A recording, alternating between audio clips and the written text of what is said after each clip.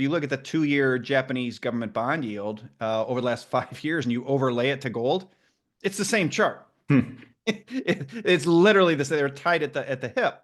And so you've got Japanese people looking at this going, oh my gosh, buy gold. I don't, and at the same time in America, because we are sort of we look at the dollar in the same way that the Catholic Church once upon a time looked at the earth as the center of the universe, right? And, Hmm. and they shamed and tortured and killed anyone who said that the earth wasn't the center of the solar system.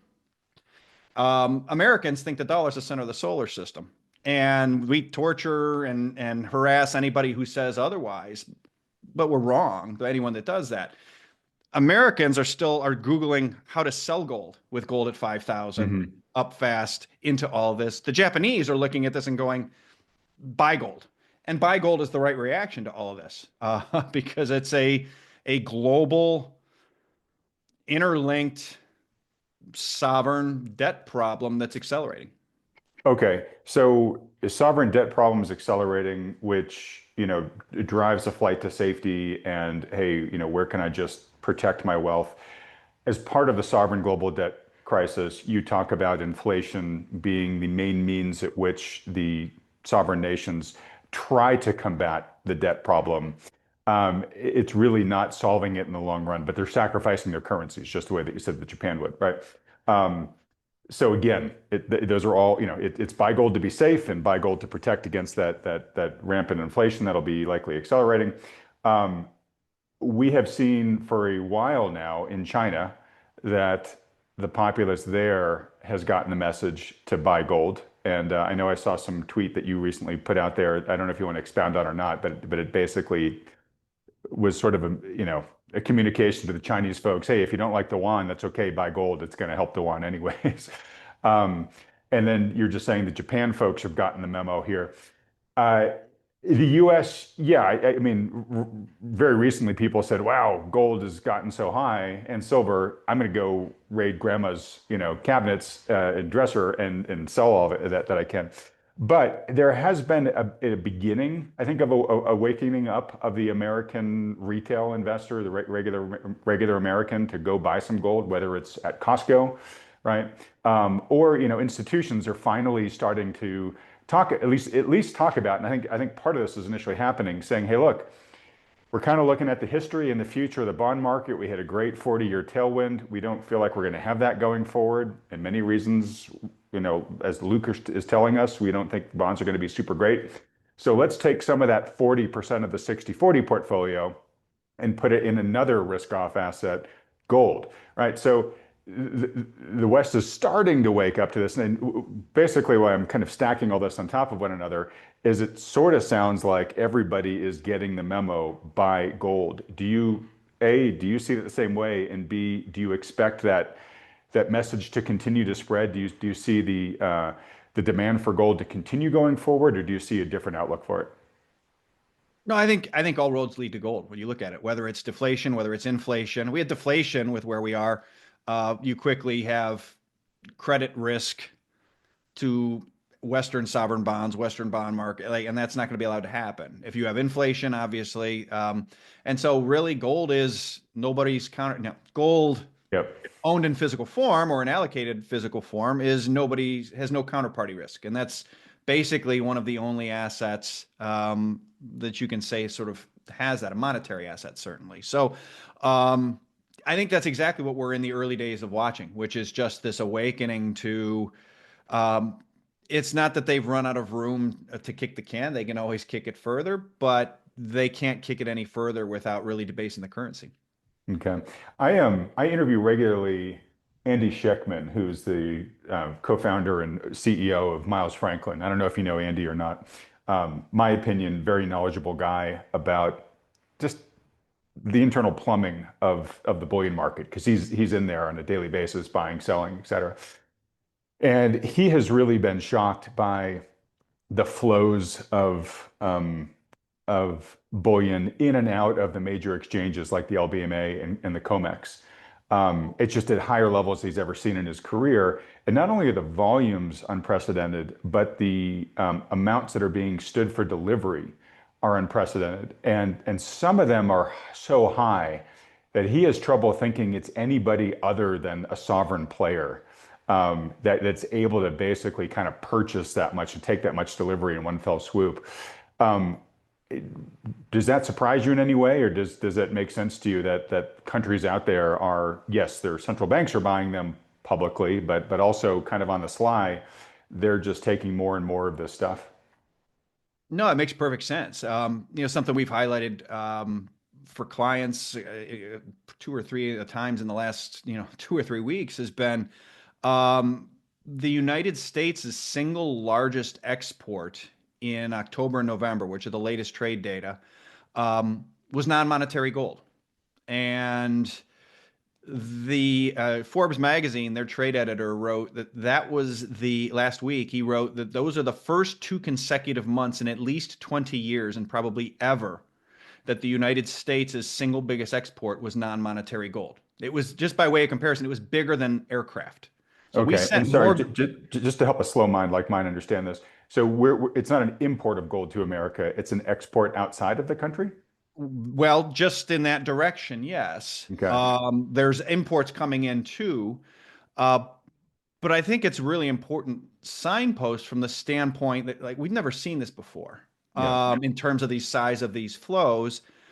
Earlier, in the first quarter of 2025, a year ago, uh, we had so much gold coming in here in the first quarter that it literally turned GDP negative by like 4 percentage points. So you took a Right. $30 trillion economy and turned it negative 4% because that's how much gold was coming in. So from, where mainly the UK, I would suspect, but who knows? So we've seen these flows pick up, and the question is why? Why is the United States exporting a bunch of gold? And maybe more interestingly is where. So when you look at the data, where, the United States has probably never in its history had its number one export be non-monetary gold for 2 straight months. Um, where's it going? Well, it's mostly going to Switzerland. Okay, well, that makes sense. They're one of the biggest refining, it is the refining hub of the world, right? Hmm. 90% plus of global gold refined is refined in Switzerland. Okay, well, let's now dig into the Swiss numbers. Where's the Swiss been exporting gold to? Yeah. China, the UAE, Turkey, India, and France. And it's the Chinese and then Hong Kong too, which is also China. Right. And so to me, what that tells us is America is exporting gold through Okay. Switzerland to China. To Why China. would So, we be so, doing that? so so the global flight of ounces of physical from west to east continues. It does, and it makes me wonder, right? What happened in October? This is purely speculative on my part. Remember, the new trade deal went back into place in October, Hmm. and our leaders got up and told us, "Hey, the Chinese have resumed sending us rare earths and critical minerals." If I'm the Chinese, I ain't taking paper anymore for that stuff. Interesting. I think some element, and forget about what I think. De facto, America runs a huge trade deficit. That is a fact. Another fact is that our biggest export for 2 straight months in the two latest months of the data, beginning when a trade deal started, uh, was gold. De facto, the United States settled part of its trade deficit in October In and gold. November in gold. And I think that is when you listen to what U.S. officials like Trade Representative Greer and others have said, including at Davos, Greer came out and said, listen, we're going to start settling. We want to move towards a Hamiltonian economic system with a neutral reserve asset. Like, I think part of the reason we're seeing gold's price move is I think trade is bidding up gold. When you look at U.S. trade deficit and compare it to the size of the global gold market, Uh-huh. the U.S. trade deficit dwarfs it. Dwarfs it. The price has to move so much. Can I ask a really basic question here? This might be naive, but this is fascinating. So, assuming that's true, right? That they're moving to this model and would like to have this neutral asset to settle trade in, it would benefit the government to have the price of that asset increase because it means I need to give you less ounces in return for whatever I'm buying from you, right? And so historically, people that have followed the precious metals industry have grit their teeth, I think, for understandable reasons that precious metal prices are suppressed because the government wants to keep it down. It doesn't want to, have it reflect the decline in purchasing power of the US dollar or whatnot. Could this be flipping the script where all of a sudden the government actually wants a higher gold price? 100%. I think it's exactly what's happening. I don't think people have understood why the price of gold has been managed and suppressed for years. And it was to direct flows into US financial assets and in particular to treasuries. If gold got too big relative to the treasury market, then that's going to create a network effect for gold. It's not going to flow into treasuries. It's not going to flow into US stocks. And that's ultimately going to result in a weaker dollar. It's going to result in weaker U.S. Demand for U.S. Treasuries. It's going to result in higher rates. Well, think about what this administration and the Biden administration before it, what do they want? They want to make more stuff here. They want a weaker dollar. They want, they want all of they don't want the Chinese buying our stocks. Okay, well, if we don't want the Chinese buying our stocks, and the Chinese don't want to buy our treasuries, as we saw from the headline today, even where they're openly telling their banks to reduce exposure to treasuries. And the Chinese, by the way, said we're going to stop buying treasuries 13 years ago in 2013, and really have been winding them down ever since. The only thing left over to big enough is gold.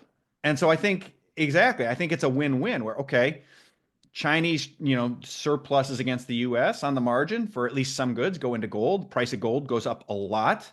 The Chinese have been telling their people to buy gold since 2002. So the balance Right. sheets of China and their banks, which need some repairing given what's happened in real estate there, is going to go up a lot. That works for them.